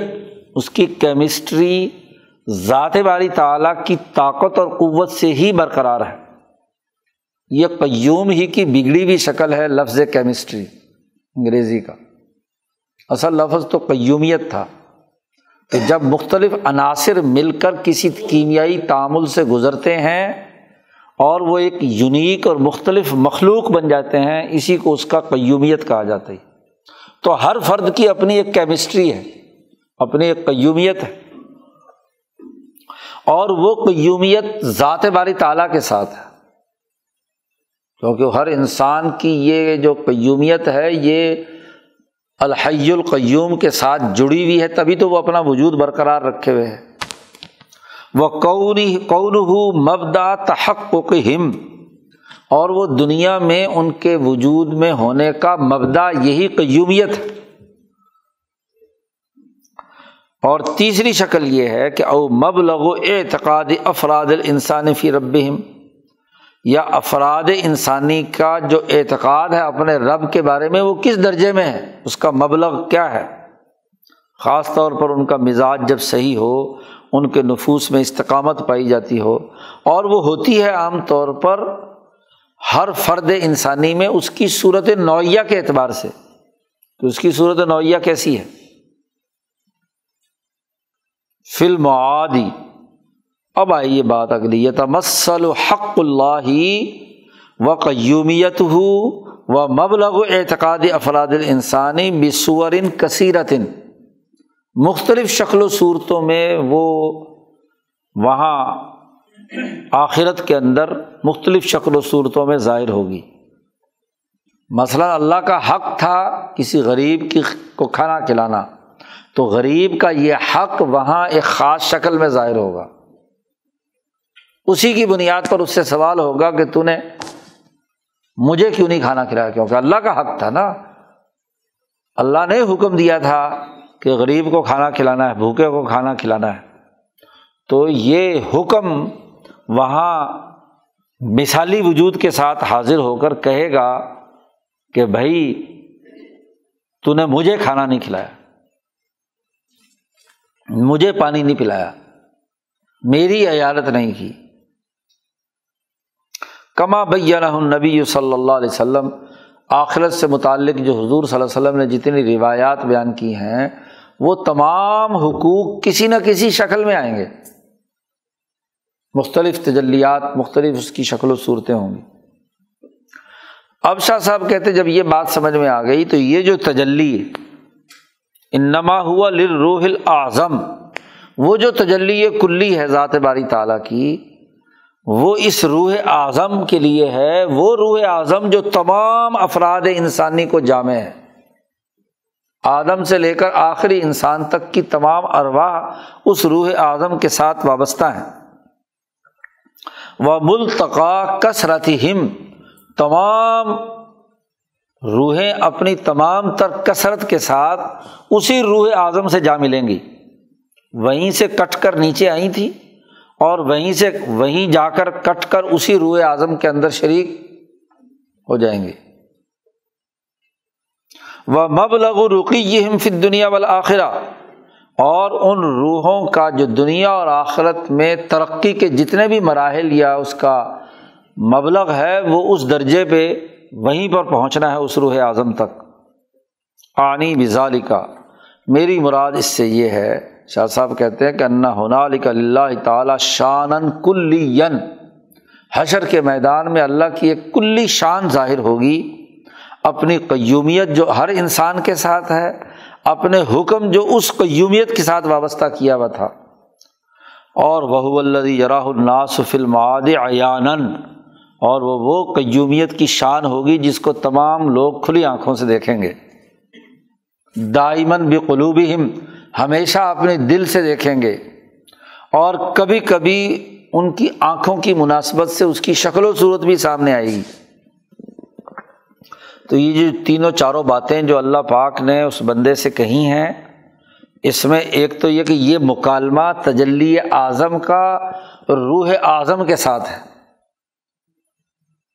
اور ہر انسان کی قیومیت اور اس کے مبلغ کمال کی بنیاد پر یہ مکالمہ ہوگا۔ شاہ صاحب کہتے ہیں خلاصہ یہ ہے کہ فَلِذَالِکَ کَانَ ہَذَا تجلی، یہ تجلی اللہ کے حکم کا آئینہ ہو کر تمام انسانوں کے سامنے مکشاف ہوگی، ظاہر کرے گی کہ یہ حکم دیا تھا، یہ تمام انسانوں کا بلا تفریق رنگ نسل مذہب حکم تھا کہ ہر بھوکے کو، یہودی ہو، عیسائی ہو، ہندو ہو، سکھ ہو، مسلمان ہو، انسان ہے کسی نسل کا ہے کسی کا بھی ہے، اس کی روٹی، پانی اور مرض، ان تین چیزوں کی رعایت کرنا اور اس کا پورا کرنا یہ تمہاری ذمہ داری ہے۔ مرد ایک یہودی مریض ہے، حضور اس کی عیادت کرنے جا رہے ہیں کہ عیادت انسانی حق ہے، تو چونکہ انسانیت کی روح اعظم وہ تجلی اعظم کے سامنے کیا ہے، منکشف ہوگی، کھلے گی، تو جو حقوق انسانی تمام انسانوں کے ہیں وہ کھل کر سامنے آ جائیں گے۔ وَحَقِّهِ فِي أَفْرَادِ الْإِنسان، اور ہر انسان کی جیسی جیسی صورت نوعیہ ہوگی اس کے مطابق اس سے ملے گی۔ اور یہ بات اس بات کا تقاضا کرتی ہے، تین باتوں کا تقاضا کرتی ہے یہ حدیث، کہ تألفہم فیما بینہم، ایک تو انسانوں کے درمیان پیار و محبت ہونا چاہیے، اتفاق اور اتحاد ہونا چاہیے۔ نمبر دو، وتحصیلہم للکمال الانسانی المختص بالنوع، کہ تمام انسانوں کے لیے جو اس کے نوع انسانی کے تقاضے سے مخصوص کمالات ہیں وہ ہر ایک کو حاصل ہونے چاہیے۔ اور نمبر تین، اقامت المصلحۃ المرضیۃ فیہم، کہ جو اللہ کو پسندیدہ نظام قائم کرنا مطلوب ہے دنیا کے اندر، وہ قائم ہو جائے، اور وہ تبھی ہوگا کہ جب ہر ایک کا روٹی کپڑا مکان پورا ہوگا، جی ہر ایک کی یہ ضرورت پوری ہوگی،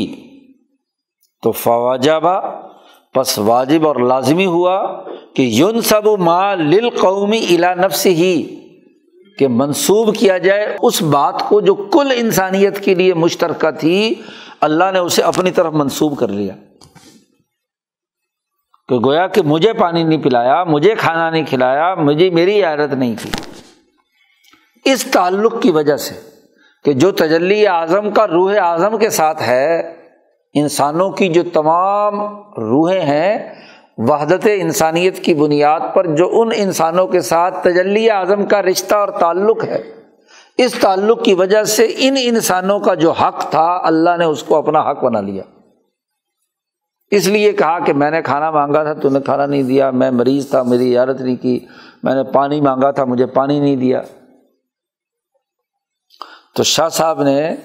دونوں سوالوں کا جواب دے دیا، ایک تو مکالمہ تجلی اعظم کا روح اعظم کے ساتھ ہے، اور دوسرا یہ کہ روح اعظم کے تمام حقوق جو اللہ نے حکم دیا تھا اللہ نے اسے اپنی ذات کے ساتھ منسوب کر لیا، تجلی اعظم کے ساتھ منسوب ہو گئی۔ اور اس کا مقصد 3 کام کرنا ہے، ایک تو انسانوں کے درمیان پیار و محبت اور تعلق قائم ہو، دوسرا یہ کہ وہ کمال انسانی حاصل کریں جو نوع انسانی کا تقاضا ہے، اور تیسرا یہ کہ انسانوں کے لیے وہ النظام المرضی جو اللہ کا پسندیدہ نظام ہے وہ قائم کریں، اور پسندیدہ نظام کے لیے ضروری ہے کہ تمام انسانوں کے لیے یہ بنیادی انسانی ضروریات ضرور انسانی معاشرہ پورا کرے، اس لیے اللہ نے ان تمام چیزوں کو اپنی طرف منسوب کر لیا۔ یہاں تک شاہ صاحب نے ان احادیث کے ذریعے سے بنیادی بات واضح کر دی مریض سے متعلق۔ اب مریض کے لیے ضروری ہے کہ جب وہ مرض کی حالت میں ہو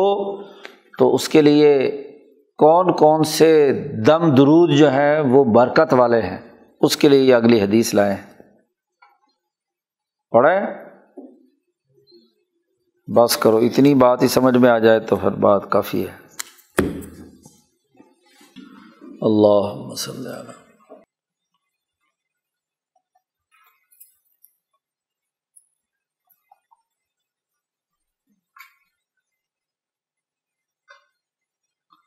اجمعین۔